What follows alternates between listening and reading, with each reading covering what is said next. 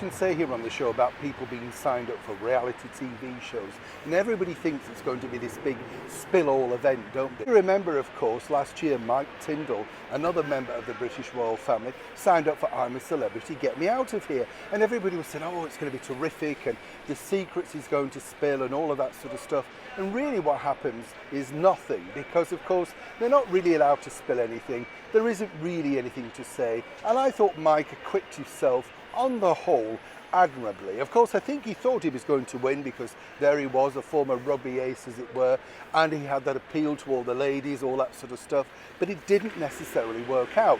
That's the problem with star signings. Even the last series of I'm a Celebrity, Get Me Out of Here featured a rather controversial, some say politician, but it failed to ignite the ratings, seemingly because, of course, it was the lowest in the entire series. So the brand new signing related to the British monarchy alongside ITV, well, I've got a big problem, as ever. Let me explain.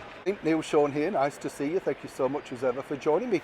Lovely comments, by the way, about the beautiful star of yesteryear, Jean Tierney. Who remembers her, eh? What a lady. I mean, incredible when you think about it. And still, sort of, when you look at those films, this is what fascinates me. Their beauty remains, seemingly because they were naturally beautiful, you know? There were no filters, no fillers, all of that sort of stuff. They were picked because they were good actresses, they were trained to be an actress, and also, what's the big thing?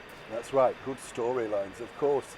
Back as ever though to your royal story of the day. We told you recently about how this controversial signing of Gary Goldsmith, the uncle of the Princess of Wales, Catherine, would be looking very likely now for Celebrity Big Brother, which has now moved homes from Channel 4 to ITV.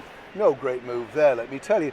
But what is fascinating is, of course, ITV were trumpeting the fact that, you know, they're going to get this guy and he's going to tell us all these royal secrets. Particularly, the media are now focusing on over here how he's going to be defending Catherine and William and other senior members against the constant attacks from the ex-royals, the Duke and Duchess of Sussex, Harry and Meghan.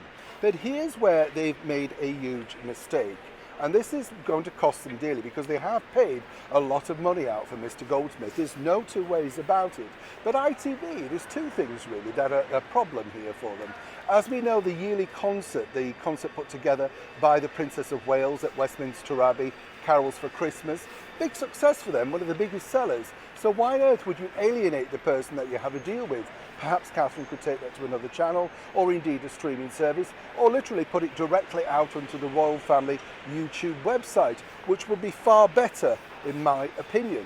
But here's the bigger problem. You see, Mr. Goldsmith doesn't have any relationship and hasn't really been at many events at all with Harry and Meghan. Yes, he's met Harry on a number of occasions, but pre-Meghan.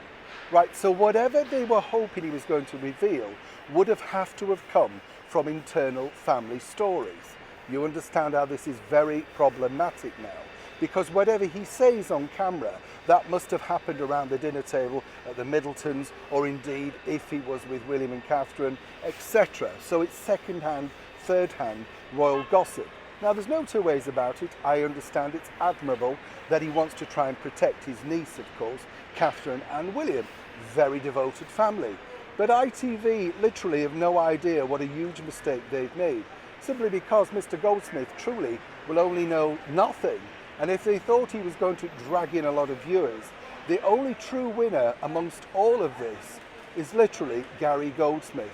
He will walk away with a big fat paycheck from a TV channel that are already struggling with advertising and ratings and people switching off in their droves. So where that truly does it leave the alleged exclusives?